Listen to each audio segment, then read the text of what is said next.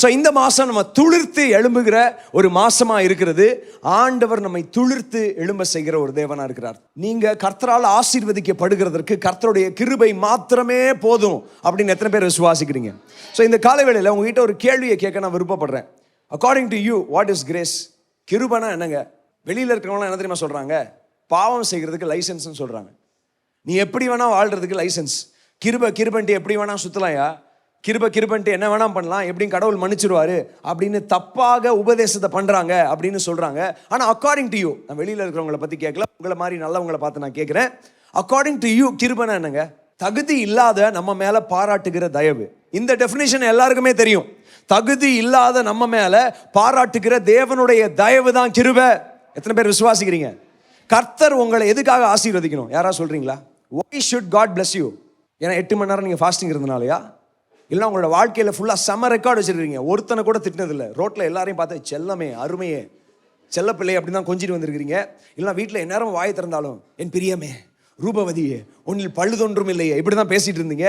இல்லைனா அப்படியே ஜெப வீராங்கனையாக இருந்தீங்க, வானத்துலேருந்து அக்கினியை இறக்குனீங்க. இல்லைனா பேப்டிசமில் இறங்கலான்னு அந்த தொட்டிக்குள்ளே இறந்தப்போ மோசேவை காட்டிலையும் உங்களுக்கு அபிஷேகம் இருந்தனால அந்த பேப்டிசம் தொட்டி 2ஆக போயிடுச்சு. அப்படி யாராவது இருக்கிறீங்களா? Why should God bless you? பாதி பேர் சர்ச்சுக்கு வந்திருக்கிறதே ஆசீர்வாதிக்கு தான் வந்துக்கிறீங்க. எதுக்கு ஆண்டவர் உங்களை ஆசீர்வதிக்கணும்? ஏன்னா என்னுடைய வாழ்க்கையை இயேசுக்காக நான் அர்ப்பணித்தபடினால அவருக்கு வேறு ஆப்ஷனே கிடையாது, என்னை ஆசீர்வதிச்சே தான் ஆகணும்.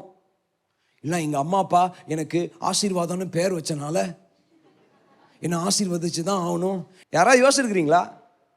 எதுக்காக கடவுள் உன்னை ஆசீர்வதிக்கணும்? நான் சொன்னால் நீங்கள் ஷாக் ஆகிடுவீங்க. கடவுள் உங்களை ஆசீர்வதிக்கிறதுக்கு உங்ககிட்ட 0.1% கூட தகுதி கிடையாது. Do you know that? கடவுள் உங்க மேல இரக்கமாக இருக்கிறதுக்கு, கடவுளோட மேன்மையை பெற்றுக்கொள்ளுகிறதுக்கு உங்களுக்கு தகுதி அறவே கிடையாது. யாருமே nobody is fit to receive the blessing of God. ஆண்டவர் பார்க்கிறாரு, என்னுடைய தராசுல யாருமே நிற்க முடியாதுயா, என்னுடைய ஸ்டாண்டர்டில் யாருமே வர முடியாது. அதனால தான் கிருபையும் சத்தியமா இருக்கிற ஒரு நபரே நான் சொல்றேன். கிருபைங்கிறது ஒரு உபதேசம் கிடையாது, கிருபை என்கின்றது ஒரு நபர். இந்த கிருபை என்ன தெரியுமா? அவர் மேலேருந்து இறங்கி வந்து மனுஷ ரூபம் எடுத்து மனுஷ சாயலாகவே இங்கே வந்தார். அவர் தான் மெய்யான இயேசு கிறிஸ்து.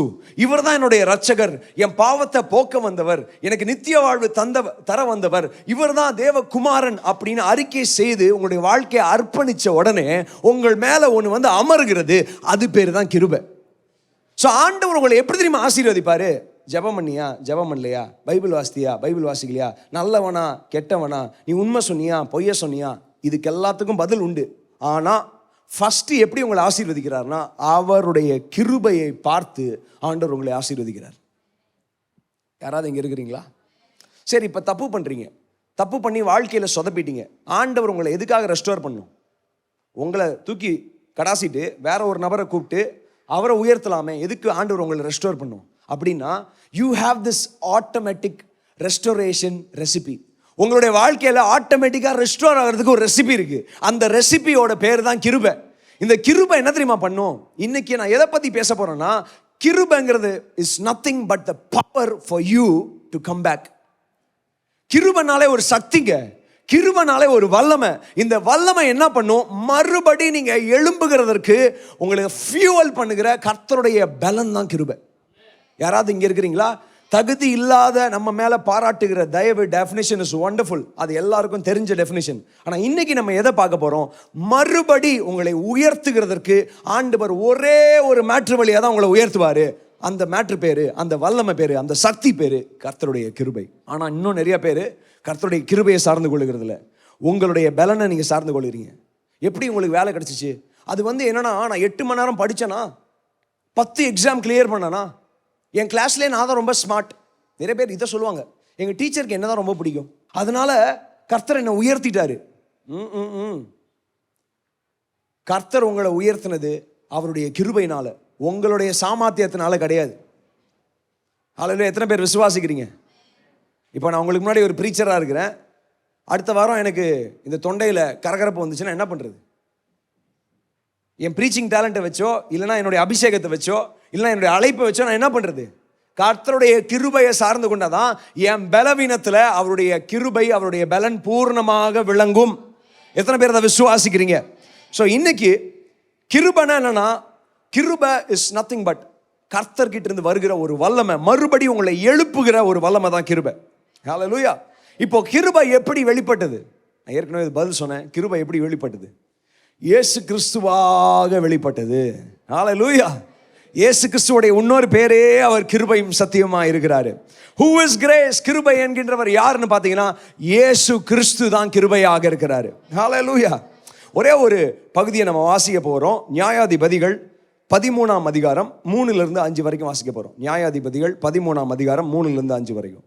மனோவான ஒரு பிரதர் இருந்தார். மனோவாவோட ஒய்ஃப் கிட்ட ஒரு தேவதூதன் காட்சி அளிக்கிறாரு. காட்சி அளித்து சொல்றாரு, உனக்கு ஒரு குழந்தை பிறக்க போகிறான்.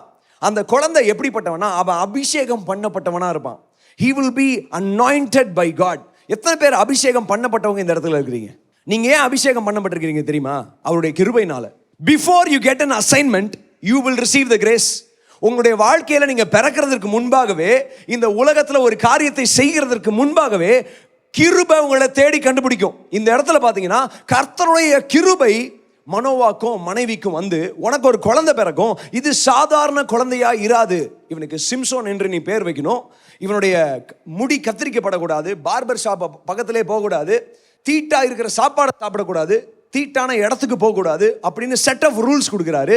அண்ட் இவன் மேலே ஸ்பெஷலான ஒரு கிருபை இருக்கும். இந்த கிருபை வில் பி ஆல்வேஸ் ஸ்பெசிஃபிக். நான் இன்னைக்கு உங்களை பார்த்து சொல்கிறேன், கர்த்தர் தருகிற கிருபை அது விசேஷமானதாக இருக்கும். சிம்சோன் மேலே வந்த கிருபை என்ன தெரியுமா? பெலிஸ்தியர்களை நிர்மூலமாக்கும்படி கர்த்தர் தந்திருக்கிற பலன்னா சிம்சோன் மேலே வந்த கிருபை. நான் இன்னைக்கு உங்களை பார்த்து சொல்கிறேன், before you start an assignment, நீங்கள் வேலைக்கு போகிறதுக்கு முன்பாகவே கிருபை ஆயத்தமாக இருக்குது. நீங்கள் எந்த வேலையை எடுக்கணும்னு செலக்ட் பண்ணுறதுக்கு முன்னாடியே உங்களுக்கு கிருபை ஆயத்தமாக இருக்குது. நிறைய பேர் எக்ஸாமினேஷன் எழுதுறவங்க இருக்கிறீங்க. எக்ஸாம்ஸ் எழுதுறதுக்கு முன்னாடியே கிருபை உங்களை சந்திக்கும். என்னுடைய வாழ்க்கையின் அழைப்பு என்னன்னே தெரியலையே, கர்த்தர் என்ன கொண்டு போற, என்ன செய்ய போறாரு, யாரை திருமணம் செய்ய போறேன், எந்த ஊர்ல செட்டில் ஆக போறேன், யாரோட நான் இணைக்கப்பட போகிறேன் அப்படின்னு நினைக்கிறதுக்கு முன்பாகவே கிருபை உங்களை சந்திக்கும். எத்தனை பேர் விசுவாசிக்கிறீங்க? சிம்சோனோட அசைன்மெண்ட் வரதுக்கு முன்னாடியே கிருபை சிம்சோனுக்கு தரப்பட்டது. ஹல்லேலூயா. இப்போ சிம்சோனுக்கே கிருபைனா, புதிய ஏற்பாட்டில் இருக்கிற உங்களுக்கும் எனக்கும், நீங்க உங்களுடைய தாயின் வயிற்றில் தோன்றுகிறதற்கு முன்பாகவே கர்த்தர் உங்களை முன்குறித்திருக்கிறார். எத்தனை பேர் அதை விசுவாசிக்கிறீங்க? எபேசியர் 1ஆம் அதிகாரம் 4-5 வசனங்களை பார்க்கலாமா? எபேசியர் 1ஆம் அதிகாரம் 4-5. குற்றமில்லாதவர்களுமாய் இருப்பதற்கு அவர் உலக தோற்றத்திற்கு முன்னே கிறிஸ்துவுக்குள் நம்மை தெரிந்து கொண்டிருக்கிறார். எத்தனை பேர் விசுவாசிக்கிறீங்க உலக தோற்றத்துக்கு முன்னாடியே ஆண்டவர் தூக்கிட்டாருன்னு? விசுவாசிக்கிறவங்களாம் இன்னும் அல்லேலூயா சொல்லிருக்கணுமே. பாருங்க, நல்லா புரிஞ்சுக்கோங்க. நீங்க ஏசப்பாவை தெரிந்து கொள்ளல, அவர் தான் உங்களை தூக்குனார். நீங்க அவரை தேடி கண்டுபிடிக்க ட்ரை பண்ணியிருந்தீங்கன்னா கண்டுபிடிச்சிருக்கவே முடியாது. ஏன்னா ஒருவரும் சேரக்கூடாத ஒளிகளில் வாசம் செய்கிறவர் அவர். நீங்க அப்படியே தேடினே இருக்க வேண்டியதான் கடைசி வரைக்கும். யார் யார் யார் யார் எங்க எங்க எங்க. ஆனா அவர் தான் உங்களை தேடி வந்தாரு. அது பேர் தான் கிருபை. உலக தோற்றத்திற்கு முன்பாகவே ஆண்டவர் உங்களை தெரிந்து கொண்டார்னா, எதுக்காக யாரை கல்யாணம் பண்ண போகிறோம், எந்த வேலைக்கு போக போகிறோம், எந்த ஊழியத்தை செய்ய போகிறோம், எப்படி செய்ய போகிறோம், இதுக்கு காசு ஆண்டவர் தருவாரா, என் பசங்களை படிக்கிறதுக்கு ஆண்டவர் பலன் தருவாரா, அவங்களோட எஜுகேஷன் ஃபீஸ் என்னால் கட்ட முடியுமா அப்படிங்கிற கேள்வி உங்களுக்கும் எனக்கும் வரவே கூடாது. ஏன்னா உலக தோற்றத்திற்கு முன்பாகவே அவருக்குள் உங்களை தெரிந்து கொண்டார். இந்த வார்த்தை தான் ரொம்ப முக்கியம். In him he sous you. அவருக்குள்ள உங்களை தெரிந்து கொண்டார். அப்படின்னா அவருடைய பலிக்குள்ள, சிலுவையில் தொங்கினார் பார்த்தீங்களா, அப்ப நீங்க அவருக்குள்ள இருந்தீங்க. அடக்கம் பண்ணப்பட்டப்ப நீங்க அவருக்குள்ள இருந்தீங்க. உயிரோட எழுந்தப்ப நீங்க அவருக்குள்ள இருந்தீங்க. See, I want you to understand beyond a theological lesson. நான் சொல்ற இந்த காரியத்தை வெறும் லெட்டரா பார்க்காம, தியாலஜிக்கல் லெசனா இல்லாம, இதை ரியாலிட்டியா பாருங்க. உலக தோற்றத்திற்கு முன்பாகவே ஐசக்க ஆண்டவருக்கு தெரியும். நான் இன்னைக்கு உங்களை பார்த்து சொல்றேன், உங்களுடைய அசைன்மெண்ட் மகிமையா இருக்க போகிறது. நீங்க போய் சேர வேண்டிய இடத்துக்கு ஏற்கனவே கிருபையை ஆண்டவர் உங்களுக்கு தந்திருக்கிறாரு. உலக தோற்றத்திற்கு முன்பாக ஆண்டவர் உங்களை முன்குறித்திருக்கிறார். God has chosen you before the foundations of this world. உங்களை தெரிந்து கொண்டார் என்றா நீங்க எங்க போய் சேரணுமோ அதுக்கு கிருபை ஆண்டவர் ரெடி பண்ணிட்டு தான் ஆண்டவர் உங்களை இந்த உலகத்திலே கொண்டு வந்திருக்கிறார். இதுதான் கிருபை. கிருபை என்ன தெரியுமா பண்ணுது? நீங்கள் போகிறதற்கு முன்பாகவே உங்களுக்கு டீசலை ஊற்றி என்ஜினை ஆன் பண்ணி வெறும் ஆக்சிலேட்டரை மட்டும் அமுக்கிற நிலைமையில் உங்களை உட்கார வைக்கிறது தான் கர்த்தருடைய கிருபை. அவருடைய கிருபையை சார்ந்து கொள்ளுங்க. Trust in God's grace. அவருடைய கிருபைக்கு விரோதமாக போகாதீங்க. உங்களுடைய ஜெபத்தாலலாம் ஒன்றும் செய்ய முடியாதுங்க. நான் உங்களுக்கு சொல்கிறேனே, உங்கள் ஜெபம் என்ன தெரியுமா? கர்த்தரோடு இருக்கிற உறவில் பலப்படுகிறதுக்கு தான் உங்கள் ஜெபம். பிரச்சனைகளை மேற்கொள்ளுவதற்கு, பிரச்சனைகள் உங்கள் கண்ணில் படாமல் பிரச்சனைகளை சீனு பார்க்கறதுக்கு தான் உங்களுடைய ஜெபம்லாம் உதவி செய்யுது. ஆனால் உங்களை உயர்த்துகிறதற்கு கர்த்தருடைய கிருபை மாத்திரம்தான். உங்களுடைய தகுதியோ என்னுடைய தகுதியோ கிடையாது. நான் இன்னைக்கு சொல்கிறேன், இங்கே இருக்கிற ஒவ்வொருத்தர் மேலேயும் கர்த்தருடைய கிருபை அளவில்லாமல் ஊற்றப்பட்டிருக்கிறது. அந்த கிருபையை சார்ந்து கொண்டீங்கன்னா நீங்கள் எங்கேயோ போக போறீங்கன்னு நான் விசுவாசிக்கிறேன். நீங்கள் விசுவாசிக்கிறீங்களா அதை? So grace called you before you could call him. நீங்க அவரை அழைக்கிறதற்கு முன்பாக கிருபை உங்களை அழைத்திருக்கிறது. ஹல்லேலூயா. இன்னொரு வசனத்தை நான் உங்களுக்காக வாசிக்கிறேன். 2 தீமோத்தேயு 1:9. அவர் நம்முடைய கிரியைகளின்படி நம்மை ரட்சிக்காமல். யாராவது உங்களுடைய கிரியைகள் படி ரட்சிக்கப்பட்டீங்கன்னு நினைச்சீங்கன்னா அது ரொம்ப டேஞ்சரு. கிரியைக்கு ஒரு ஓய்வு கொடுத்துருங்க. கிரியைனா என்ன தெரியுமா? வேலை செய்யாமல் வீட்டில் தூங்குறது நான் சொல்லலை. உங்களுடைய முயற்சினால தான் கர்த்தர் உங்களை ஆசீர்வதிக்கிறார்னு நினச்சிங்கன்னா, உங்களுடைய வேத வாசிப்பினால, உங்களுடைய ஜெபத்தினால தான் உங்கள் வண்டி ஓடுதுன்னு நினச்சிங்கன்னா அது கிடையாது. கர்த்தருடைய கிருபையினால தான் உங்களுடைய குடும்பம் ஆசீர்வதிக்கப்பட்டிருக்கிறது. எத்தனை பேர் விசுவாசிக்கிறீங்க? தம்முடைய தீர்மானத்தின்படி ஆதி காலம் முதல் கிறிஸ்து இயேசுவுக்குள் நமக்கு அருளப்பட்ட கிருபையின்படியும் நம்மை ரட்சித்து பரிசுத்த அழைப்பினாலே அழைத்திருக்கிறார். இந்த வார்த்தையை பாருங்க. ஆதி காலம் முதல் கிறிஸ்து இயேசுவுக்குள் நமக்கு அருளப்பட்ட கிருபையின்படி. Before the foundations of this world grace has been already prepared for you. எத்தனை பேர் அதை விசுவாசிக்கிறீங்க? ஆதி முதல் உங்களுக்கு கிருபை எப்பொழுதுமே ஆயத்தமாக இருக்கிறது. நான் இன்னைக்கு சொல்கிறேன், அவருடைய கிருபையை மட்டும் நீங்கள் சார்ந்து கொள்ளுங்க. கிருபையை மட்டும். கிருபை வெறும் பாட்டு கிடையாது. 1008 கிருபை பாட்டு இருக்கு, அதெல்லாம் ஒண்டர்ஃபுல் தான். ஆனால் கிருபை வெறும் பாடலாக இருக்கக்கூடாது. கிருபைன்னா என்ன தெரியுமா? எனக்கு எல்லாமே நீங்கள் தானே. ஒவ்வொரு நாளும் தாழ்மையாக இருக்கிறோம் பார்த்தீங்களா, அதுதான் கிருபை. சில பேருக்கு சின்ன 2 பாட்டு ரிலீஸ் பண்ண உடனே அந்த 2 பாட்டோட 2 கொம்பு வரும். மைக்கேல் ஜாக்சன் இறந்துட்டாரு, ஏன் ஆண்டவர் சாகடிச்சிட்டாருன்னா என்னால் தான் சாகடிச்சிட்டாரு, ஏன்னா அடுத்த மைக்கேல் ஜாக்சன் வரணும்படியாக அந்த மைக்கேல் ஜாக்சனை தூக்கிட்டாரு அப்படிம்பாங்க. இதை வாயை திறந்து சொல்ல மாட்டாங்க. ஆனால் அவங்க போக்கிலும் வரத்திலும் மைக்கேல் ஜாக்சனை போல தான் இருப்பாங்க. கர்த்தருடைய கிருபை என்ன தெரியுமா? நம்மெல்லாம் ஒரு ஆள் இங்கே நிற்கிறதுக்கு தகுதியா? நம்மெல்லாம் பேசுறதுக்கு தகுதியா? எந்த தேவ மனுஷனையும் குறை சொல்லாமல் இருங்க. Please don't talk about any man of God. அவங்க நல்லவங்களோ கெட்டவங்களோ உன்னதரோ யாருக்கும் ஒன்றும் தெரியாது. வீட்டில் இருக்கிற அவங்களோட ஒய்ஃபுக்கு மட்டும்தான் கதை தெரியும். நல்லா புரிஞ்சுக்கோங்க. என் கதை என் மனைவிக்கு மட்டும்தான் தெரியும். என் மனைவி கதை எனக்கு மட்டும்தான் தெரியும். வேற ஒருத்தருக்கும் தெரியாது. நான் பயங்கரமாக ட்ராமா போட்டு உங்களை எல்லாரையும் ஏமாத்திடலாம். மக்களை ஏமாத்துறதுலாம் மேட்ரே கிடையாது. ஆனால் கிருபையை சார்ந்து கொள்ளுகிறவங்க அவங்க நடிக்க மாட்டாங்க. ஏன்னா அவங்க கதை தெரியும். நம்ம இங்கே நிற்கிறதுக்கெலாம் தகுதியே இல்லை, ஏதோ அவர் போட்ட பிச்சை. நான் 1008 தடவை சொல்லுவேன், நான் பெரிய ராஜா, ஆளுகை செய்கிறவன். அது கூட கர்த்தர் போட்டிருக்கிற பிச்சை தான். யாராவது இங்கே இருக்கிறீங்களா? சில பேர் டொமினியன் அத்தாரிட்டின்னு ஓர் திமிரா சுற்றுறது கர்த்தர் தலை மேலே வச்சிருவாரு. அதுவும் கர்த்தருடைய கிருபை தான். ஐ எம் அ சன் அப்படின்னு போய் 4 பேரை மிரட்டின்னு இருக்கிறாதீங்க. சின்னில் விழுந்துட்டா கதை முடிஞ்சிடும் அப்புறம். So always be humble. பெருமையாக இருக்கிறவனுக்கு ஆண்டவர் என்ன பண்ணுறாரு? ஆண்டவர் சும்மா பார்த்தாலே கதை முடிஞ்சிடும். அவர்லாம் எதிர்த்து நின்னா என்ன பண்ணுறது? அவர் எதிர்த்து நிற்கிறாராம். பெருமையார் தாழ்மை உள்ளவனுக்கு என்ன பண்ணுறாரு? கிருபை அளிக்கிறாரு. If you are humble in the Lord. ஹம்பிள்னா என்ன? எனக்கு எல்லாமே நீங்கள் தான், எனக்கு எல்லாமே நீங்கள் தான். நீங்கள் இல்லைன்னா ஒன்றுமே இல்லை. சில பேருக்கு அவங்களுடைய தாளந்தை சார்ந்தே இருப்பாங்க, இல்லை அவங்களுடைய ப்ரீச்சிங் டேலண்ட்டை சார்ந்திருப்பாங்க. சில பேருக்கு எந்நேரமும் அவங்களுடைய சபையை பற்றி பீத்துறதையே அவங்களுடைய புராணமாக இருக்கும். நாங்கள் எந்த சர்ச்சு தெரியுமா, எந்த சர்ச்சு தெரியுமா? அது கூட கர்த்தருடைய கிருபை. யாராவது இருக்கிறீங்களா? Just post on God, post on the grace of God. If you are posting about something, post on the grace of God. நான் இன்னைக்கு ஒரு வார்த்தையை சொல்கிறேன். Grace is not merely God's favour towards you. கர்த்தர் காட்டுகிற தயவு மாத்திரம் கிருபை கிடையாது. கர்த்தர் கிட்ட இருந்து வருகிற பேலன் தான் கிருபை. எத்தனை பேர் விசுவாசிக்கிறீங்க? மறுபடி எழும்புகிறதற்கு, ஒரு காரியத்தை செய்து முடிக்கிறதற்கு கர்த்தர் அருளுகிற பலனே அது கிருபையா இருக்கிறது. ஹல்லேலூயா. இப்போ என்ன ஆகுதுன்னு பாருங்க. நம்ம சிம்சனோட வாழ்க்கையை பார்த்துன்னு இருக்கிறோம். இப்போ சிம்சன் மேலே கர்த்தருடைய கிருபை வந்துருச்சு, கர்த்தருடைய தீர்மானம் வந்துருச்சு, கர்த்தருடைய வல்லமை வந்துருச்சு. இப்போது சிம்சன் சீன் போட ஆரம்பிச்சிட்டான். ஏன்னா மற்றவங்கலாம் ஜிம்முக்கு போய் தான் பயங்கரமாக இருந்துச்சு பாடி. சிம்சோனுக்கு அபிஷேகம் இருந்தனால பாடி பயங்கரமாக இருந்துச்சு. மற்றவங்கலாம் ஜிம்முக்கு போய் கூட ஒரு கதவை தூக்க முடியல. ஆனால் நம்ம தலைவன் ஒரு கதவை தூக்கிட்டு பெரிய ஒரு மலைக்கு மேலே மலை உச்சியில் போய் வச்சுட்டு வந்தார். அவ்வளோ வல்லமையானவர். இவர் போர் அடித்தா நம்மலாம் என்ன பண்ணுவோம்? போர் அடித்தா ஷாப்பிங் மால் போவோம், போர் அடித்தா ஒரு ஐஸ்கிரீமை சாப்பிடுவோம். இவர் வந்து வேற ஒரு சென்டருக்கு போவார். போர் அடித்தா தேவையில்லாத இடத்துக்கு போயிடுவார். யார்? சும்மா பெண்களை பார்க்குற சில சென்டர், பைபிள் அப்படி தான் போட்டுக்குது, அந்த மாதிரி போயிடுவார். இவர் யார்? அபிஷேகம் பண்ணப்பட்டவர், கற்பத்திலே ஆண்டவரால் தெரிந்து கொண்டவர். நேற்று இவரை பற்றி வாசிட்டு இருந்தேன். ஆண்டவர்கிட்ட 2 தடவை தான் பேசியிருக்கிறார் சிம்சோன். உங்களுக்கு தெரியுமா? தேவதூதன் வந்து, மனுஷனை போலவே இருந்த ஒரு தேவதூதன் வந்து சிம்சோனை ஒரு விசேஷமான ஒரு அழைப்பிற்காக அழைச்சிருக்கிறாரு. பெலிஸ்தியர்களை நிர்மூலமாக்கும்படி அபிஷேகம் பண்ணப்பட்ட ஒரு நபர் தான் சிம்சோன். ஆனால் பைபிள்ல 2 இடத்துல தான் ஆண்டவர்கிட்ட பேசியிருக்கிறாரு. 2 இடம். அந்த 2 இடமும் எந்த இடம் தெரியுமா? பலனே இல்லாத நேரத்தில் 2 தடவை பேசியிருக்கிறாரு. யாராவது கேட்குறீங்களா? ஸோ முதலாவது தடவை எங்கே பேசுகிறாரு பாருங்க. நியாயாதிபதிகள் 15-18. 1000 பெலிஸ்தியர்களை ஒன்றுமே இல்லாமல் ஆக்கிட்டு பயங்கரமாக தாகத்தில் நான் சாக போகிறேங்கிற நிலைமையில தான் அந்த வசனமே வருது. 18ஆம் வசனம் பாருங்க. 18. அவன் மிகவும் தாகமடைந்து கர்த்தரை நோக்கி கூப்பிட்டு, தேவரீர் உமது அடியேன்.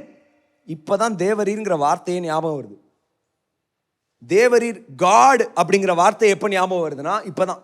தேவரீர் உமது அடியேன் கையினால் இந்த பெரிய ரட்சிப்பை நீங்க கட்டளை இட்டு இருக்க, இப்பொழுது நான் தாகத்தினால் செத்து விருத்த சேதனம் இல்லாதவர்களுடைய கையிலே விழ வேண்டுமா என்றான். இதுதான் ஃபர்ஸ்ட் டைம் ஆண்டவரை நோக்கி கூப்பிடுறான். நிறைய பேருக்கு கிருபை இருக்கு, நிறைய பேருக்கு அபிஷேகம் இருக்கு, நிறைய பேருக்கு அழைப்பு இருக்கு, நிறைய பேர் மேல ஸ்பெஷல் கிரேஸ் இருக்கு. ஆனா ஆண்டவரோட உறவு கிடையாது. இது ஒரு குரூப். இந்த செகண்ட் குரூப் என்ன தெரியுமா? கர்த்தர் எப்பொழுதுமே என்னோட தான் இருக்கிறாரு. நான் ஜெபம் பண்ண வேணாம், பைபிள் வாசிக்க வேணாம், சர்ச்சுக்கு போக வேணாம், நான் எப்படி இருந்தாலும் ஆண்டவர் என்னோட இருக்கிறாரு. பார்த்தீங்கன்னா டெய்லி வசனமாக போடுவாங்க. அவங்க இன்ஸ்டாகிராம் ஓப்பன் பண்ணோன்னு வச்சுக்கோங்களேன், ஒரே ரீஷேரிங்காக இருக்கும். ரீஷேரிங் வசனம் ரீஷேரிங் என்ன, பாட்டு என்ன, கோட்ஸ் என்ன. ஆனால் கர்த்தரோட கடைசியாக எப்போ பேசினேன்? எக்ஸாமில் ஃபெயில் ஆனேனே, அப்போ எப்படியா பாஸ் ஆகி கொடுங்கன்னு பேசினேன். கால் உடஞ்சிச்சுல, அன்னைக்கு ஆண்டவரே பாஸ்ட் வந்து ப்ரே பண்ணாரு. கடைசியாக ஆண்டவரோட எப்போ பேசினேன்னா கிடையாது. ஆனால் இவங்களுக்கு நன்மை வரணுமா? யாராவது இங்கே இருக்கிறீங்களா? Is anybody here? ஸோ இன்னைக்கு second most important thing that I'm going to talk. Anointing can give you power, but relationship keeps you in the race. அபிஷேகம் உங்களுக்கு வல்லமை கொடுக்கும். இன்னொரு நபர் அபிஷேகம் பண்ணப்பட்டிருக்கிறார் தெரியுமா? யார் தெரியுமா அந்த நபர்? நான் சொன்னா ஷாக் ஆயிருவீங்க. சாத்தான். யாராவது சத்தத்தை கேட்குறீங்களா? Do you know that Satan is an anointed cherub? அவன் அபிஷேகம் பண்ணப்பட்ட ஒரு நபர் தான் சாத்தான். அபிஷேகத்தை ஆண்டவர் திரும்பி எடுக்கவே இல்லை. அதனால தான் இன்னும் அந்த உலகத்தை ஆட்டி படைச்சுன்னு இருக்கிறான். யாராவது இங்கே இருக்கிறீங்களா? சிலுவையில் அவனுடைய தலை நசுக்கப்பட்டது, அவன் மேலே இருந்த அதிகாரம் எல்லாமே உரியப்பட்டது. But he was always an anointed person. நிறைய பேர் இதுதான், என் மேலே கிருபை இருக்கு, என் மேலே அபிஷேகம் இருக்கு, என் மேலே தெரிந்து கொள்ளுதல் இருக்கு. நான் பிறந்த உடனே 10 ப்ராஃபிட்ஸ் வந்து ப்ராஃபஸி பண்ணாங்க. என்னன்னு பண்ணாங்க? இந்த பையன் வந்து யூஎஸ்ஏல போய் செட்டில் ஆயிடுவான், பயங்கரமான ஊழியக்காரனாவான், வாயை திறந்தாலே முத்து போன்ற வார்த்தைகள் வரும் அப்படின்லாம் நிறைய பேர் இந்த ப்ராஃபஸியே யோசனைகிறது. ஒரு நாள் சர்ச்சுக்கு போறதில்ல, ஒரு நாள் ஜெபம் பண்றது இல்லை, ஒரு நாள் ஆண்டவர் நோக்கி கூப்பிடுறதே இல்லை. Is anybody here? ஹல்லேலூயா. அன்னைக்கு எசேக்கியா பிரான்சிஸ் அங்கிளோட ஒரு சர்மன் கேட்டுருந்தேன். அவர் சொன்னார், there are 2 types of churches. One church வந்து கர்த்தருடைய கிருபையினால் அவங்க வண்டி ஓடும். இன்னொரு சர்ச்சு கர்த்தருடைய மகிமையினால் அவங்க வண்டி ஓடும். கிருபையில் வண்டி ஓட்டுறதுக்கு நீங்கள் எதுவுமே செய்ய வேணாம், ஏதோ அவருடைய கிருபையினால் அவங்க வண்டி ஓடும். ஆனால் நீங்கள் கர்த்தருடைய மகிமையை தாபரிக்கிற சபையாக நீங்கள் இருக்கணும்னா கர்த்தரோடு உறவாடி கொண்டே இருக்கணும். அதுக்கு ஆல்டர்னேட்டிவே கிடையாது. அவரோட பேசாம ஐயோ அற்புத அடையாளங்கள் நடப்பதாக அப்படின்னு லைட்டாக டயர்ட் தான் ஆவீங்க. ஒரு மாதிரி தொண்டை ஒரு மாதிரி ஆகும். நீங்களெல்லாம் வேர்த்து ஊற்றி ஒரு கர்ச்சீஃப் வச்சுன்னு இருப்பாங்க, கர்ச்சீஃப் வச்சு தொடச்சுன்னு இருப்பாங்க, ஒன்றும் நடக்காது. If you want to experience the glory of God, கர்த்தரோட உறவு இல்லாமல் உங்களுக்கு அற்புதம் நடக்காது. எப்படி கிருபையின் டாபிக்லேயே ஹார்ஷா பேசி நிற்கிறேன் பார்த்தீங்களா? ஏன்னா இப்போதான் இந்த நிலைமையெல்லாம் ஆண்டவர் எனக்கு தந்திருக்கிறார், இந்த ரியாலிட்டி. ஹல்லேலூயா. ஏன்னா almost every day I look around and see a lot of things. நிறைய காரியங்களை பார்க்குறேன். நிறைய பேர் வெறும் வாயில் வடை சுட்டுன்னு இருப்பாங்க. எத்தனை வருஷமாக வடை சுடுவாங்கன்னா 40 வருஷமாக வடை சுடுவாங்க, ஒன்றுமே மாம்சமாகாது. ஆனால் சில சபைகள் வாயிலெல்லாம் பெருசாக வடை சுட மாட்டாங்க. ஆனால் சபை சும்மா கிருபையில் அதிசய அற்புதத்தில் வளர்ந்து போயிட்டே இருக்கும். நம்ம வாயில் வடை சுடுறதுக்கு கொஞ்சம் ஓய்வு கொடுத்துட்டு கிரியைகள்னால கர்த்தருடைய வல்லமையை ஸ்தாபிக்கிற ஒரு ஜனமாக இருக்கணும். யாராவது இங்கே இருக்கிறீங்களா? Hallelujah. Is anybody here? Manifestations கண்டிப்பாக வேணும். நீங்க சத்தியத்தை நம்பி வாழ்ந்தீங்கன்னா, சத்தியத்தின்படி உங்களுடைய குடும்பம் நடந்தது என்றால் மாம்சமாகணும். ஒவ்வொரு சத்தியமும் நம்மளுடைய வாழ்க்கையில மாம்சமாகணும். வியாதி இருக்கக்கூடாதுன்னா இருக்கக்கூடாதான், அவ்வளவுதான். நான் செழிப்பா வாழ்வேன்னா செழிப்பா வாழ்வேன் தான், பரிசுத்தத்தில் வாழ்வேன்னா பரிசுத்தத்தில் வாழ்வேன் தான், அவ்வளவுதான். மேனிஃபெஸ்டேஷன்ஸ் நம்மளோட வாழ்க்கையில நடந்தே ஆகணும். எத்தனை பேர் இங்க இருக்கிறீங்க? அதுக்கு கர்த்தருடைய உறவு ரொம்ப முக்கியம். சிம்சன் பாருங்க, he was a man of crisis. பிரச்சனைங்கிற வந்த உடனே சர்ச்சுக்கு ஓடி வருது. நிறைய பேர் சர்ச்சுக்கு எதுக்கு வராங்க தெரியுமா? பொண்ணுக்கு பேர் வைக்க, கல்யாணத்துக்கு செஞ்சு வைக்க. தேங்க்ஃபுல்லி இன்னும் நமக்குன்னு தனிப்பட்ட அந்த என்னது சிமெட்ரி எல்லாம் கிடையாது. அப்படியெல்லாம் யாரும் சர்ச்சுக்கு வந்துடாதீங்க. சர்ச்சுக்கு வரதே எதுக்குன்னா கிரைசிஸ் மேனேஜ்மெண்ட்டுக்கு தான் சர்ச்சுக்கு வருது. இல்லைன்னா 4 எக்ஸாம் எழுதுனீங்க, 4 எக்ஸாமில் பாஸ் ஆகலை, சரி சர்ச்சுக்கு போய் உட்காருவோம், ஆண்டவர் ஏதாவது வார்த்தை தருவாரா? தலை மேலேயே கொட்டுவார். வார்த்தை தருவாரா? என்ன கிரைசிஸ் மேனேஜ்மெண்ட்டா ஆண்டவர்? வாழ்க்கையெல்லாம் சொதப்பிட்டீங்கன்னா இங்கே வந்துடுறது. கணவனோட நல்லா பேசுறது இல்லை, கணவனை கேவலமாக பயங்கரமாக திட்டிட்டு இங்கே ஆண்டவரோட பேச வர்றது. ஏன்னா கிரைசிஸ் மேனேஜ்மெண்ட். அங்கே மனைவியை வீட்டில் போட்டு சாத்து நான் சாத்திட்டு இங்கே அன்பான தேவா அருமை ரட்சகரே ஆவியான். நான் ஏற்கனவே சொன்னேன், ஆண்டவர்கிட்ட நீங்கள் எப்படியும் மறைய முடியாது, ஓட முடியாது, ஒன்றும் செய்ய முடியாது. Don't be a crisis management guy like Simpson. யாராவது இங்கே இருக்கிறீங்களா? அவனை போல வெறும் கிரைசிஸ்க்கு மட்டும் ஆண்டவரை தேடாதீங்க. Is anybody here? பாருங்க, ஆண்டவரை தேடுறது ரொம்ப முக்கியம். இதுக்கு ஆல்டர்னேட்டிவே கிடையாது. நம்ம சர்ச்சில் கூட we encourage everything. Young boys இருக்கிறீங்க, யங் கேர்ள்ஸ் இருக்கிறீங்க, நிறைய குடும்பங்கள் இருக்கிறது. we encourage fun. நமக்கு பார்பிக்யூ நைட்ஸ் இருக்குது, காஃபி ஷாப் மீட் இருக்குது, டர்ஃபில் வாலிபால் ஆடுறோம், அப்புறம் அங்கங்கே மீட் பண்ணி ஷாப்பிங் போகிறோம், அவுட்டிங் போகிறோம். சில பேர் சேர்ந்து டீ ஷாப்ஸில் மீட் பண்ணுறோம், இங்கேயே நிறைய games விளாடுறோம். we are not at all a strict church. ஆனால் இவ்வளோ லிபரலிசம் ஆண்டவரோடு உறவாடுகிறதற்கு விரோதமாக வந்துச்சுன்னா அப்படிப்பட்ட லிபரலிசம் நமக்கு தேவையே இல்லை. If it is coming against you talking and trusting God and depending on Godக்கு முன்னாடி வந்துச்சு, இந்த எல்லா டிராமாவும் அதுக்கு முன்னாடி வந்துச்சுன்னா அப்படிப்பட்ட டிராமா நமக்கு தேவை இல்லை. யாராவது இங்கே இருக்கிறீங்களா? காஃபி குடிக்கிறது உங்களுடைய கலீக்ஸோட நீங்கள் காஃபி குடிக்கலாம், சிரிக்கிறது உங்களுடைய கலீக்ஸோட நீங்கள் சிரிக்கலாம், சேர்ந்து ஷாப்பிங் பண்ணுறது உங்களுடைய கலீக்ஸோட பண்ணலாம், டிவி பார்க்குறது உங்களுடைய கலீக்ஸோட நீங்கள் பண்ணலாம், சேர்ந்து சாப்பிட்றது உங்களுடைய கலீக்ஸோட பண்ணலாம், வேற எல்லாமே உங்களுடைய கலீக்ஸோட பண்ணலாம். சர்ச்சுங்கிற ஒரு இடம் எதுக்கு தேவைன்னா கர்த்தருக்குள்ள வளர்கிறது தான் ஃபர்ஸ்ட் ப்ரையாரிட்டி. அதே நடக்காம மற்ற எல்லாத்துக்கும் ப்ரையாரிட்டி கொடுத்தீங்கன்னா சாரி, அப்படிப்பட்ட சர்ச் இந்த சர்ச் கிடையாது. I want you all to be completely depend on you. கிருபை இருக்கிறது போதாது, ஆனால் கிருபை நிறைவில் நீங்கள் ஓடணும்னா கர்த்தரோடு இருக்கிற உறவில் நீங்கள் ஓட ஆரம்பிக்கணும்.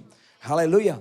இதுதான் ஃபர்ஸ்ட் டைம் சாம்சன் ஆண்டவர்கிட்ட பேசுகிறான். 2வது தடவை எப்போ பேசுகிறான்னு பாருங்கள். நீங்கள் ஜட்ஜஸில் நியாயாதிபதிகள், அவன் கதையிலே 2 தடவை தான் ஜெபம், அந்த 2 ஜெபமும் கிரைசிஸ் ஜெபம் தான். நியாயாதிபதிகள் 16:28. ஃபஸ்ட்டு அவன் சாக போகிறான் அப்படின்னு ஆண்டவர்கிட்ட பேசினான். 2nd தடவை கண்ணு பிடிங்கிட்டாங்க, கட்டிட்டாங்க. ஐயோன்னு ஒரே ஒரு தடவை. இது பழி வாங்குதல் ஜெபம். ஃபஸ்ட்டு ஜெபம் அவன் உயிர் மேலே பயம் வந்துருச்சு, செத்து போயிடணும்னு ஃபஸ்ட்டு தடவை ப்ரேயரு. 2nd ப்ரேயரு, ஐயோ என் கண்ணை பிடுங்கிட்டாங்களே, பெலிஸ்தியர்களை காலி பண்ணணும், அழைப்பெல்லாம் மறந்தாச்சு, வாழ்க்கை மேலே இருந்த கிருபையை மறந்தாச்சு, வாழ்க்கை மேலே இருந்த அபிஷேகத்தை மறந்தாச்சு, நான் எப்படியாவது இவங்களுக்கு முன்னாடி சாதிச்சு காட்டணும், எப்படியாவது இப்படி காலி பண்ணும். அப்படிப்பட்ட ஜெபத்துக்கும் ஆண்டவர் பதில் அளிக்கிறார். அதனால தான் அவர் கிருபை நிறைந்தவர். யாராவது இங்கே இருக்கிறீங்களா? Is anybody here? This is the second time Samson is talking to God. 2மே கிரைசிஸ்ல தான் கர்த்தரை தேடுகிறவனா இருக்கிறான். ஆனால் அப்படிப்பட்ட ஆளா நம்ம இருக்கவே இருக்கக்கூடாது. ஹல்லேலூயா. நான் இன்னொரு சேலஞ்சை வைக்கிறேன். உங்களுடைய துக்கத்தில் விட உங்கள் சந்தோஷத்தில் நீங்கள் கர்த்தரை அதிகமாக தேடுறவங்களா நீங்கள் மாறிடணும். எத்தனை பேர் சேலஞ்சுக்கு ரெடியாக இருக்கிறீங்க? வாழ்க்கை ரொம்ப ஸ்மூத்தாக போகிறப்போ கர்த்தரை தேடுறது ரொம்ப கஷ்டம். ஒரு கிரிக்கெட் மேட்ச்சுக்கு நடுவில் ஆண்டவரே அப்படின்னு கூப்பிட்றது ரொம்ப கஷ்டம். எல்லாம் சூப்பராக போயிட்டு இருக்கு. உங்களுடைய பெஸ்ட் ஃப்ரெண்டோட நீங்கள் காஃபி குடிக்கிறப்போ ஆண்டவரை பற்றி நினைக்கிறது கஷ்டம். ஆனால் அந்த பெஸ்ட் ஃப்ரெண்ட் உங்களை விட்டுட்டு போகிறப்போ நேராக சர்ச்சு, வண்டி எங்கே விடும் நேராக. நானும் அப்படி தான் இருந்தேன். ஆனால் அப்படி ஆண்டவரை தேடக்கூடாது. அப்படி சொதப்பல்ல கர்த்தரை தேடுறவங்களாம் நம்ம இருக்கவே கூடாது. So I just want to introduce a challenge to kingdom community families. என்ன சேலஞ்சுனா, உங்கள் சந்தோஷத்தில் தான் உங்களுடைய துதி அதிகமாகணும், உங்களுடைய சந்தோஷத்தில் தான் உங்களுடைய ஜெபம் அதிகமாகணும். நீங்கள் நல்லா வாழ்க்கையை வாழ்ந்துட்டு இருக்கிற டைமில் தான் கர்த்தரை அதிகமாக தேடணும். அப்படி தேடி பாருங்க, சறுக்கலான நாட்களே வராது. சறுக்கலான நாட்கள்ல ஆண்டவரை தேடுறதுக்கு ஒரு ஓய்வை விட்டுட்டீங்கன்னு வச்சுக்கோங்களேன், சறுக்கலான நாட்களே வராது. ஏன்னா அந்த நேரத்தில் அதே ஜோஷில் ஆண்டவர் உங்களை நடத்துவார். ஏன் சறுக்கலான நாட்கள் வருதுன்னா, நம்ம கர்த்தரை தேடவே இல்லை. See, depending on God is very very very very important. ரொம்ப ரொம்ப முக்கியம், ரொம்ப முக்கியம். ஏன் இயேசு கிறிஸ்து அதிகாலையில் போய் ஆண்டவர்கிட்ட ஜெபிச்சிருக்கணும்? இந்த கேள்விக்கு நீங்கள் பதில் உங்கள்கிட்டே நீங்கள் சொல்லிட்டீங்கன்னா the importance of talking to God நீங்கள் புரிஞ்சுப்பீங்க. Why did Jesus pray to the Almighty Father? ஏன் தகப்பன் கிட்ட அதிகாலையில் இயேசு போய் ஜெபம் பண்ணாரு? இயேசு ஒரு வார்த்தை சொல்லியிருந்தா எல்லா ஏஞ்சல்ஸும் எப்போ வேணா வருவாங்க. இயேசு தண்ணீர் மேலே நடப்பார், தண்ணீரை திராட்சை ரசமாக மாற்றுவார், மரித்தவங்கள உயிரோட எழுப்புவார். அவருக்கு உறவுங்கிறது தேவையே கிடையாது. ஏன்னா நானும் பிதாவும் ஒன்றாகவே இருக்கிறோம்னு சொன்ன ஒரு தேவன் சொல்றாரு, அதிகாலையில் எல்லாரையும் அனுப்பிச்சிட்டு தனியா ஏன் ஆண்டவர்கிட்ட பேச போனாரு? Was it even need? அப்ப ஏசப்பா மேல கிருபை இல்லையா? அபிஷேகம் இல்லையா? அழைப்பு இல்லையா?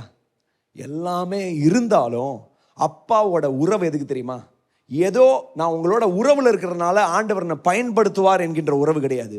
நான் வாழுகிறதே இந்த உறவுக்காக தான் வாழ்றது.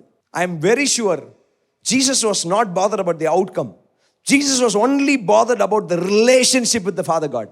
அதனால தான் சிலுவையில் கூட அவர் எதை குறிச்சும் அழுகல, பிதாவே ஏன் என்னை கைவிட்டீர்.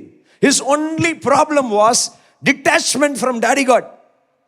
வலி பிரச்சனை இல்லை, வேற எந்த கஷ்டமே அவருக்கு பெருசா தெரியல. ஏன் என்ன கைவிட்டீங்க, ஏன் உங்களுடைய பாவம்லாம் என் மேல சுமக்கப்பட்டது, உங்களோட இருக்கிற உறவு துண்டிக்கப்பட்டதே, அதுதான் இயேசுவோடைய பிரச்சனையா இருந்துச்சு. But this morning I want to encourage, கிருபையில வாழுகிறது என்ன தெரியுமா? இன்னும் அவரை டிபெண்ட் பண்ணி வாழுகிறது தான் கிருபையின் வாழ்க்கை. இஷ்டத்துக்கு வாழுகிறது கிருபை கிடையாது. அது disgrace theology, not grace theology. இந்த கிருபை ஆண்டவர் உங்களுக்கு காண்பித்திருக்கிறாருன்னு சந்தோஷமா இருக்கிறீங்களா? See, anointing is not a substitute for relationship. நான் ஏற்கனவே சொன்ன மாதிரி சாத்தானுமே அபிஷேகம் பண்ணப்பட்டவன் தான். அனாயிண்டட். நிறைய பேர் என்ன தெரியுமா, அவன் அனாயிண்டட்யா, அவன் பார்த்துப்பான், அவன் அனாயிண்டட்யா. எல்லாருமே அனாயிண்டட் தான். எத்தனை பேர் விசுவாசிக்கிறீங்க? பழைய ஏற்பாடுலாம் எண்ணெய் ஊற்றி அபிஷேகம் பண்ணணும். புதிய ஏற்பாட்டில் கிறிஸ்துவுக்குள்ள இருந்தீங்கன்னா எல்லாருமே அபிஷேகம் பண்ணப்பட்டவர்கள் தான். ஆனால் அது போதாது, கர்த்தரோட உறவு நமக்கு கண்டிப்பாக வேணும். எத்தனை பேர் இங்கே இருக்கிறீங்க? நான் சொல்கிறது இப்போ அட்வைஸ் எல்லாம் சொல்லலை, இது மேண்டேட் சொல்லுகிறேன். அட்வைஸ் என்ன தெரியுமா? வேணும்னா எடுத்துக்கோ, வேணாட்டி தூக்கி போட்டுக்கோ. நான் அப்படி அந்த டோனில் பேசலை. இது கண்டிப்பாக எல்லாரும் செய்ய வேண்டிய ஒரு கடமை. எத்தனை பேர் இன்னைக்கு சொல்கிறீங்க, I will not start the day without talking to God? எத்தனை பேர் சேலஞ்சுக்கு ரெடியாக இருக்கிறீங்க? நீங்கள் அரை மணி நேரம்லாம் ஜெபம் பண்ண வேணாம். எந்திரிச்ச உடனே, அப்பா உங்களுடைய கிருபைக்காக நன்றி, இந்த நாளுக்கு தேவையான கிருபையை நீங்கள் தாங்க, ஆண்டவரே என்னோடு பேசுங்க, நான் எங்கே போகணும், எங்கே போகக்கூடாது, யாரை சந்திக்கணும், எப்படி வாழணும், எப்படி எல்லாத்தையும் மேற்கொள்ளணும், உங்களுடைய பலத்தை நான் சார்ந்து கொள்கிறேன், நீங்கள் எனக்கு போதும், ஏசப்பா எனக்கு நீங்கள் போதும். அவ்வளோதான். எவ்வளோ நேரம் ஆச்சு? 20 செகண்ட் ஆச்சா? யாராவது கேட்குறீங்களா இல்லையா? அட்லீஸ்ட் காஃபி கொடுக்குறப்பயாவது ஆண்டவர்கிட்ட பேசுங்க. இதெல்லாம் கஷ்டம்னா தான் பெஸ்ட்டு டங்ஸ்க்கு போயிருங்க. ரொம்பவே வேணாம், எந்திரிச்ச உடனே ஸ்டார்ட் பண்ணிடுங்க. ஓட்ட ரெக்கார்டு மாதிரி தான் இருக்கும் காலையில் சத்தம், பட் இருந்தாலும் அதை சொல்ல ஆரம்பிச்சிருங்க, பேச ஆரம்பிச்சிருங்க. Is anybody here? நீங்கள் அதை பண்ணி பாருங்கள், உங்களோட வாழ்க்கை எப்படி இருக்குது பாருங்கள். Trust me, how your life is going to be. மாறாத எல்லா சூழ்நிலையும் மாறும், மாறாத நபர்கள் மாறுவாங்க, மாறாத நீங்கள் மாறுவீங்க நீங்கள் இதில் வாழுகிறப்போ. இந்த relationship, go for the relationship.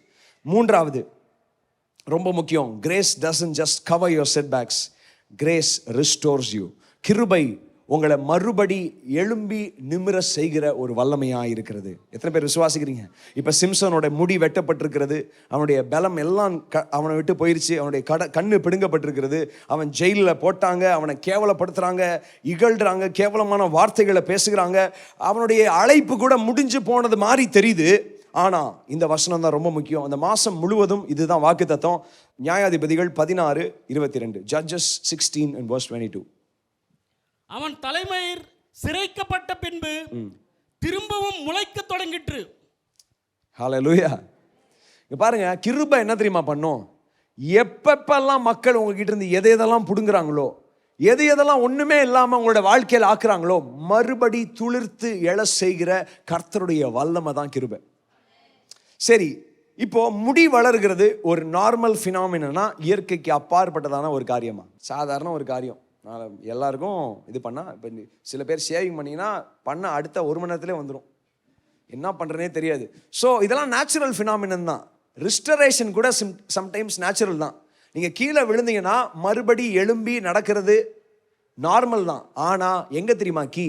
அந்த முடியில் வல்லமை இருந்தது சிம்சோனுக்கு. See, restoration can be normal. ஆனா கிருபை உங்களுடைய restorationல இருக்கிறப்போ உங்களுடைய comeback will be greater than your setback. அப்படின்னா இதுக்கு முன்னாடி இருந்த உங்க கதையை விட இப்போ மறுபடி எழுந்து நிக்கிறீங்க பாத்தீங்களா, அந்த கதை வல்லமையா இருக்கும். ஏன்னா இது முடி சாதாரணமாக வளர்கிற முடி கிடையாது, கர்த்தருடைய அபிஷேகத்தை சுமக்கிற ஒரு முடி இது.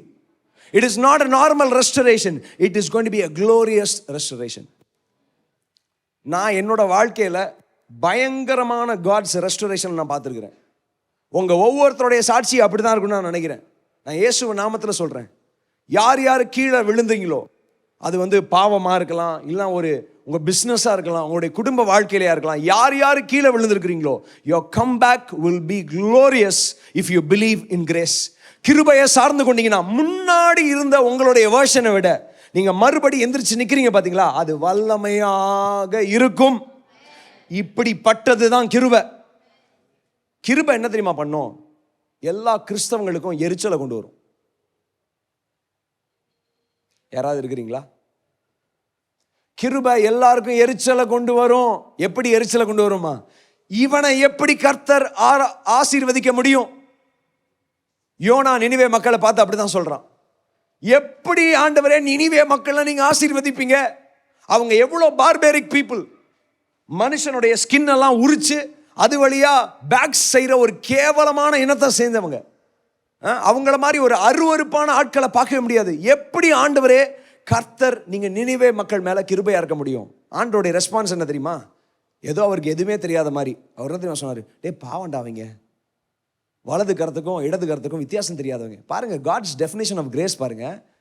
ஊரெல்லாம் உங்களை எப்படி தெரியுமா பார்ப்பாங்க? டே கேடி, மோசமான பொண்ணு, மோசமான பையன், கேவலமான குடும்பம், அசிங்கமான குடும்பம். ஆண்டவர் உங்களை எப்படி தெரியுமா பார்ப்பாரு? டே பாவண்டா, அவங்க ஏதோ கஷ்டப்படுறாங்கடா. ஏன் தெரியுமா? அவருடைய பழைய ஏற்பாட்டில் மட்டும் பாருங்க, மக்களுடைய தீர்மானம் என்னங்க? மக்கள் இப்படி பார்க்கறதுக்கு முன்னாடி ஆண்டவர் உங்களை பொசுக்கியிருப்பார். மக்கள் உங்களை ஜட்ஜ்மெண்ட்டை பாஸ் பண்ணுறதுக்கு முன்னாடியே ஆண்டவர் உங்களை தூக்கி இருப்பார். ஏன்னா கண்ணுக்கு கண்ணு, பல்லுக்கு பல்லு. ஒன்று விட்டிங்கன்னா அடுத்த பல்லு இருக்காது. ஒரு கண்ணில் இப்படி யாரையாவது பார்த்தீங்கன்னா அடுத்த கண்ணு இருக்காது. யாராவது இருக்கிறீங்களா? God is a just God. ஆனால் புதிய ஏற்பாட்டு கீழே தெரியுமா, அவர் கிருபை நிறைந்தவராக இருக்கு. பாவண்டா, அவனை தூக்கி நிறுத்தலாம்டா, அவன் மேலே என்னுடைய தீர்மானம் இருக்குது அப்படின்னு மறுபடி உங்களை உயர்த்துகிற தேவன் ஆண்டவர். யாராவது உங்களுடைய கனவை இழந்து போய், உங்களுடைய வாழ்க்கையை இழந்து போய், உங்களுடைய நல்ல நாட்களையோ இல்லைன்னா உங்களுடைய ஐடென்டிட்டியோ, உங்களுடைய நல்ல பேரை கூட இழந்து யாராவது இருக்கலாம். மக்கள் பேசுகிறவங்க பேசட்டும், 1008 ரிமார்க்கை சொல்லட்டும், ஏன்னா அவங்க மக்கள் தான். நீங்களும் அப்படி தான் பேசுவீங்க, நீங்களும் மக்கள் தான். ஆனால் ஆண்டவர் அப்படி பேச மாட்டார். அதுதான் கிருபை. நம்ம பாடணும்ல, என்ன சொல்லி பாடுவேன் உங்கள் கிருபையை, அதுதான் கிருபை. நான் நினைக்கிறதுக்கு மேலே அதிகமாக செய்கிறது தான் கர்த்தருடைய கிருபை. அந்த கிருபையை யாராவது சார்ந்து கொள்றீங்களா இன்னைக்கு காலை வேளையில்? I want you to experience the fullness of God's grace. Pavul சொல்லுகிறார், ஆண்டுடைய அன்பின் ஆழம், அகலம், உயரமா புரிந்து கொள்ள முடியல. அவரோட சேர்ந்து இந்த வார்த்தையை நான் ரீஃப்ரேஸ் பண்ணணும்னு நினைக்கிறேன். எனக்கு ஆண்டுடைய கிருபையின் ஆழம், உயரம், அகலமை எனக்கு ரீஃப்ரேஸ் பண்ண தெரியலையா? யாராவது தெரிஞ்சா சொல்லுங்க. ஏன் என் மேல கிருபையா இருக்கிறாரு? அந்த கிருபைக்கு ஒரு முடிவே இருக்காதா? அந்த கிருபை இப்படிப்பட்ட மனுஷனையும் ரிஸ்டோர் பண்ணுமா அப்படின்னு யாருக்காவது தெரிஞ்சா சொல்லுங்க. சொல்ல முடியாது. ஏன்னா ஆண்டவருக்கு மாத்திரமே தெரிஞ்சது கிருபையின் வல்லமை. ஏன்னா அவருடைய குமாரனை சிலுவையில் ரத்தம் சிந்த கொடுத்துட்டு தகுதியே இல்லாத நமக்காக அவர் தகுதியா இருந்தவர். The fullness of God came and he said, என் மகனை கொடுத்துருக்கிறேன்னா இந்த கிருபையோட ஆழம் எனக்கு புரியும். இன்னைக்கு காலையில் யாருக்காவது புரியுதா அந்த கிருபையோட ஆழம்? கிருபையை நீங்க புரிஞ்சிருந்தீங்கன்னா உங்களுடைய வாயிலிருந்து யாரையும் நீங்க ரிமார்க் பாஸ் பண்ண மாட்டீங்க. If you experience the grace of God, யாரையும் அசிங்கமான வார்த்தையா நீங்க சொல்ல மாட்டீங்க. இந்த பையன் சரியில்லை, இந்த பொண்ணு சரியில்லை, அவங்க சரியில்லை, இவங்க சரியில்லைன்னா உங்களால பேச முடியாது. Because you know the grace that had forgiven you. Is anybody here? யாராவது இருக்கிறீங்களா இங்க? ஹல்லேலூயா. மறுபடி எல்லாருமே தொழிற்க ஆரம்பிக்கிறது. பிலிப்பியர் 1:6 வாசிங்க. ஆனா வேணாம், 1:5 வாசிங்கண்ணா. உங்களில் நற்கிரியையை தொடங்கினவர். அப்படின்னா நீங்களே ஒரு நற்கிரியை தான். நீங்க ஒரு அசிங்கமான கிரியை கிடையாது. யாராவது இந்த சத்தத்தை கேட்குறீங்களா? Is anybody understanding the depth of this word? உங்களில் நற்கிரியை. நீங்க வாழ்க்கையில சொதப்புனீங்க பாத்தீங்களா, அது உங்களுடைய டெஃபினிஷன் கிடையாது. உங்களில் நற்கிரியையை துவங்கினவர், அதுதான் definition. The God who has started a good work in me. உங்க ஒவ்வொருத்தருடைய வாழ்க்கையில கர்த்தர் நற்கிரியையை துவங்கி இருக்கிறாரு. அந்த நற்கிரியையை எப்ப முடிக்கிறார்னா அதை கிறிஸ்துவின் நாள் பரியந்தமும் முடிய நடத்துவார் என்று நம்பி. நான் உங்களை பார்த்து சொல்றேன், கிருபையை சார்ந்து இருக்கிற உங்களுக்கும் எனக்கும் ஆண்டவர் நடுவில் விட்டுட்டு போக மாட்டார். உங்களுடைய கதை டிராஜடியில முடியாது. உங்களுடைய குடும்பத்தின் கதை, உங்க பசங்க கதை, உங்க வீட்டின் கதை, உங்க ஊழியத்தின் கதை, உங்க பிசினஸோடைய கதை, உங்களுடைய குடும்ப வாழ்க்கையின் கதை மோசமான நிலைமையில முடியாது. கிருபையை சார்ந்து கொண்டீங்கன்னா உங்களில் நற்கிரியை துவங்கினவர் கிறிஸ்துவின் நாள் பரியந்தம் அவர் நடத்துவார். So it is not about second chances. சிம்சோனோட கதை வந்து God of second chances கிடையாது. சிம்சோனோட கதை வந்து God of mercy ஓட கதை. கிருபையின் கடவுளை புரிந்து கொள்ளுங்கிறது தான் சிம்சனோட கடவுள். ரெஸ்டோரேஷன் கூட மேட்டர் இல்லை, ஆனா எந்த அளவுக்கு கடவுள் கிருபையா இருக்கிறார்னு வெளிப்படுத்தின ஒரு ஸ்டோரி தான் சிம்சனோட கதை. கட்டப்பட்ட நிலைமையில, கண்ணு புடுங்கப்பட்ட நிலைமையில ஆண்டவரை பார்த்து கேட்குறாங்க, ஆண்டவரே ஒரு தடவை என்ன நினைவு கூறுங்க, நான் சொதப்பிட்டேன். ஆமா, தாயின் வயிற்றுல நான் தெரிந்து கொள்ளுகிறதுக்கு முன்னாடியே நீங்க என்ன தெரிந்து கொண்டீங்க. தேவதூதனே வந்து எங்க அம்மாவுக்கு காட்சி அளித்தீங்க, எங்க அப்பாவுக்கு காட்சி அளித்தீங்க, எங்க வீட்டில் வந்து பலி செலுத்தினாங்க. நான் விருத்த சேதனம் இல்லாத ஒரு நபரா வளர்ந்தேன். I know that I am anointed, I know that I am chosen, I know that I have been called. ஆனா சொதப்பிட்டேன். அந்த நிலைமைக்கு நீங்க வந்தா கூட போதும், கர்த்தர் உங்களை ரெஸ்டோர் பண்ணிடுவாரு. Just come running to the grace of God. மக்களை பத்தி கவலைப்படாதீங்க. மக்கள் டெஃபினட்டா பேசுவாங்க. நீங்க அந்த இடத்துல இருந்தாலும் நீங்களும் பேசியிருப்பீங்க. People will always talk because people will always judge. கிருபை மட்டும் நீங்க புரிஞ்சிருந்தீங்கன்னா உங்களுக்கு தெரியும், என்ன தூக்குனவர் யாரை வேணாலும் ரெஸ்டோர் பண்ணலாம், என்ன மேன்மைப்படுத்தினவர் எந்த மனுஷனையும் மேன்மைப்படுத்தலாம் அப்படின்னு you will understand. This is the power of grace. என்னங்க, ஆசீர்வாதத்துக்கே நம்ம தகுதி கிடையாது. எத்தனை பேர் புரிஞ்சுக்கிறீங்க? ஆனா ரிஸ்டோரேஷனுக்கு எப்படி தகுதின்னு மற்றவங்களை பார்த்து கை காட்டிட்டு இருக்கிறோம். நம்ம ஆசீர்வாதத்துக்கே தகுதி கிடையாது. கர்த்தர் எதுக்கு உங்களை ஆசீர்வதிக்கணும்? ஆன்சரே கிடையாது. ஆனா ஒரு மனுஷன் ஆண்டவர் ரிஸ்டோர் பண்றப்போ நம்ம கையை காட்டணும். எப்படி ஆண்டவர் ரிஸ்டோர் பண்ண முடியும்? That is the power of grace. ஆனா கிரேஸ் போதாது, ரிலேஷன்ஷிப் வேணும். கிருபைங்கிற நிலைமையிலேயே இருக்கிறதுக்கு ரிலேஷன்ஷிப் தேவையில்லை. ஆனா மகிமைங்கிற நிலைமைக்கு நீங்க வரணும். நீங்க வந்து ஒரு இடத்துல நின்னாலே அற்புதங்கள் நடக்கணும். உங்களுடைய குடும்பத்திற்குள்ள யார் யார் உள்ள நுழைஞ்சாலே அவங்க ஹீலிங்கை பெறணும். நீங்க போய் ஒரு பிசினஸ் ஆரம்பிச்ச உடனே பல ஆயிரக்கணக்கான மக்கள் ஆசீர்வதிக்கப்படணும்னா மகிமையின் மண்டலத்துக்கு நீங்க வந்தே ஆகணும். அதுக்கு உறவு தேவை, அதுக்கு பியூரிட்டி தேவை, அதுக்கு இந்த உலகத்தின் கலாச்சாரத்து மாதிரி நம்ம வாழ முடியாது. கர்த்தருக்காக வேறு பிரிக்கப்பட்ட கலாச்சாரத்தை மட்டும்தான் நம்ம வாழ முடியும். பாருங்க, இயேசு 2 குரூப் ஆஃப் சீஷர்களை வச்சிருந்தாரு. ஒரு குரூப் ஆஃப் சீஷர்கள் எதுக்கு தெரியுமா? கப்பர்நோம், கலீலியா எல்லா வீட்டுக்கு போறதுக்கு, ஸ்ட்ரீட்ல போகிறதுக்கு சீஷர்கள். ஆனா தனித்து ஜெபம் பண்ணி ரகசியங்களை பேசுகிறதுக்கு 3 சீஷர் தான். யோவான், பேதுரு, யாக்கோபு. இவங்க 3 பேர் தான் செலக்ட் பண்றாரு. மற்றவங்க எல்லாரும் எதுக்கு? கப்பர்நோமுக்கு, கலீலியாக்கு ட்ரிப்பு வாக்கிங் போறதுக்கு. ஆனா இவங்க 3 பேர் எதுக்கு தெரியுமா? கர்த்தருடைய மகிமையை காண்பிக்கிறதற்காக. So they saw God's dress being lit up. அங்க மவுண்ட் ஆஃப் டிரான்ஸ்ஃபிகரேஷன்ல இவர் சிறைச்சாலையில் பிடிக்கப்படுறதுக்கு போறதுக்கு முன்னாடி இரவுல ஜெபம் பண்ணலான்னு கூட்டு போறாரு. மற்றவங்களை எல்லாம் கூட்டு போல. ஏன் தெரியுமா? These were the people who are close to God. எல்லார் மேலேயும் ஆண்டவர் கிருபை அளிக்கிறாரு. ஆனா ரகசியங்களை யார்கிட்ட வெளிப்படுத்துறாருன்னா people who are close to God. இதுக்கு ஆல்டர்னேட்டிவே கிடையாது. யாராவது இங்க இருக்கிறீங்களா? அப்படியெல்லாம் விருப்பப்படுறீங்களா? இல்லை ஏதோ ஒரு கிறிஸ்தவ வாழ்க்கை வாழ்ந்தா போதும்னு நினைக்கிறீங்களா? ஆண்டவரோட ஒன்றா வாழணும்னு விருப்பப்படுறீங்களா? இல்லை நானும் அப்படியே வாழ்ந்துட்டு ஒரு வீடை கட்டிட்டு காரை வாங்கிட்டு அப்படியே போயிடலாம்னு நினைக்கிறீங்களா? அப்படின்னு நினச்சிங்கன்னா இன்னைக்கு இந்த sermon உங்களுக்கு கிடையாதுன்னு நான் நினைக்கிறேன். If you want to be empowered by God, வேற ஒரு வாழ்க்கையை வாழணும்னு நினச்சிங்கன்னா இந்த sermon உங்களுக்கு தான் நினைக்கிறேன். ஹல்லேலூயா. இங்கே பாருங்க, நம்ம மேலே ஒரு சிராய்ப்பு கூட வரக்கூடாது. எத்தனை பேர் விசுவாசிக்கிறீங்க? ஒரு சிராய்ப்பு கூட சரீரத்தில் வரக்கூடாது. நீங்கள் கர்த்தருடைய மகிமையில் டேப் பண்ணிட்டீங்கன்னா. Hallelujah. nobody will experience a loss. So யாராவது ஃபெயிலியர் வழியாக போயிருந்தீங்கன்னா, failure is not your final word.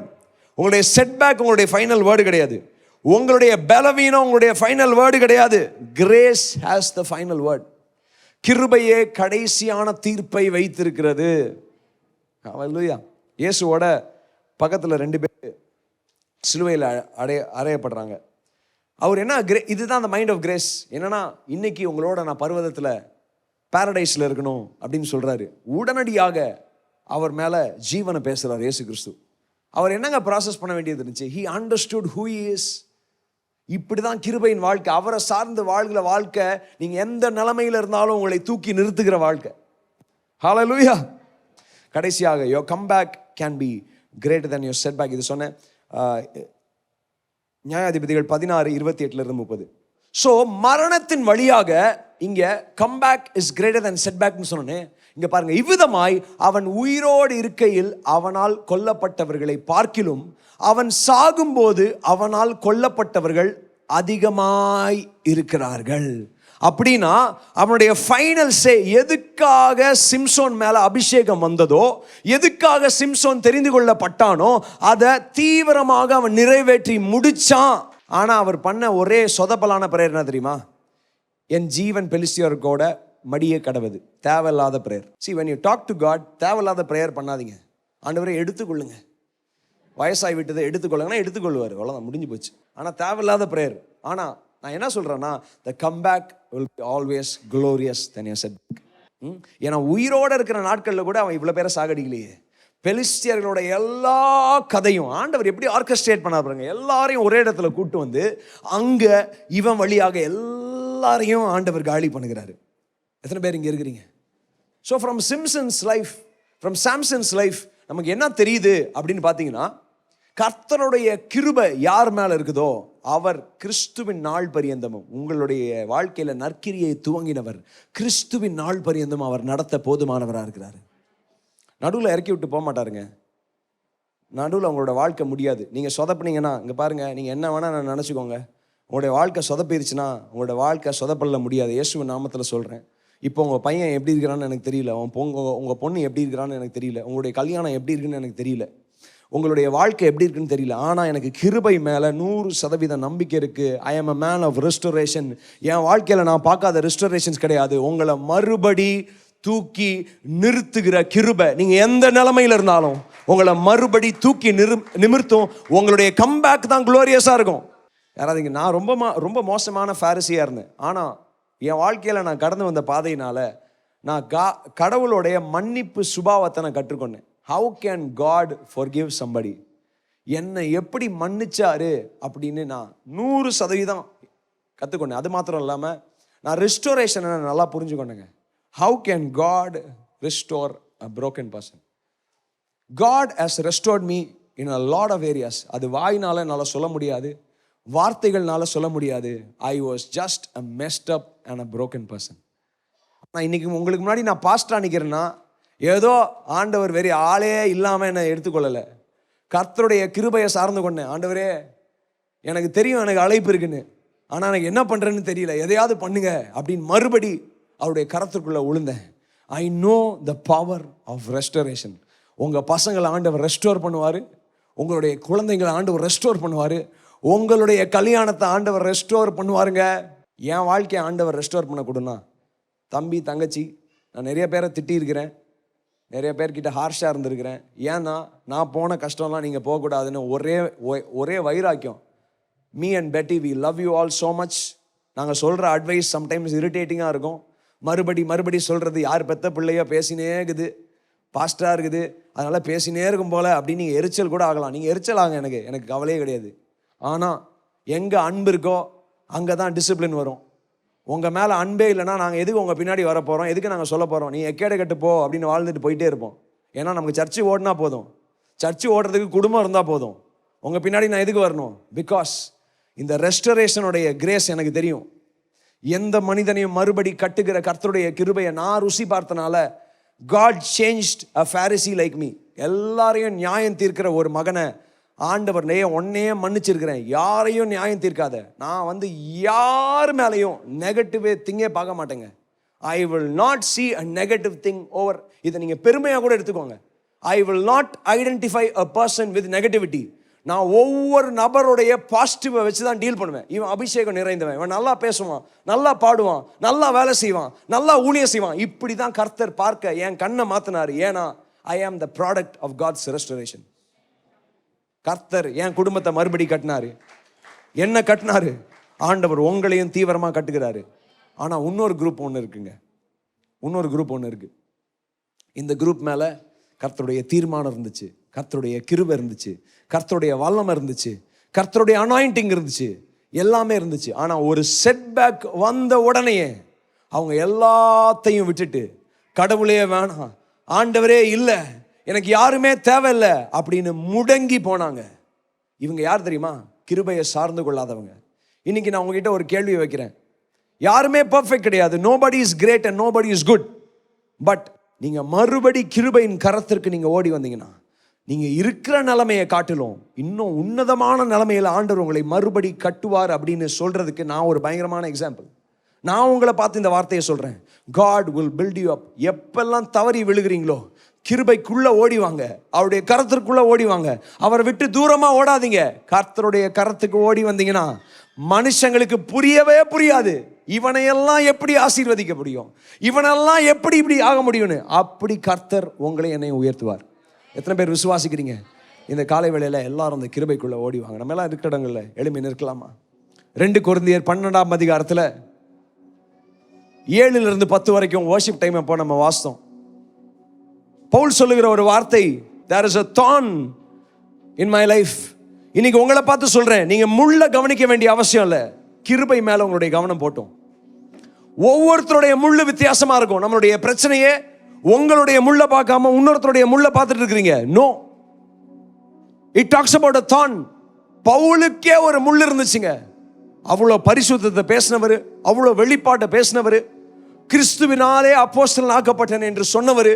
He had a thorn. அவருக்கு ஒரு இஷ்யூ இருந்துச்சு. ஆண்டவர்கிட்ட போய் கேட்கிறார், 3 முறை கேட்கிறார், ஆண்டவரே இந்த முள்ளை எடுத்துருங்க.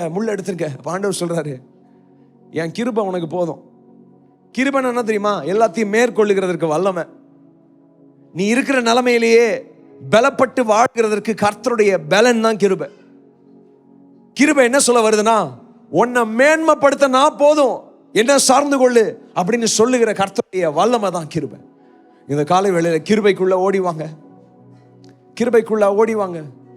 See, grace is not a license to sin. எப்படி வேணா வாழுகிறதற்கு கிருபை கிடையாது.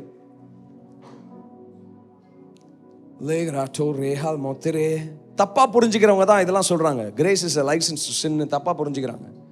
பாவம் பண்றவன் எல்லா இடத்துலையும் பாவம் பண்ணுவான். உங்களுக்கு அது தெரியும்னு நினைக்கிறேன்.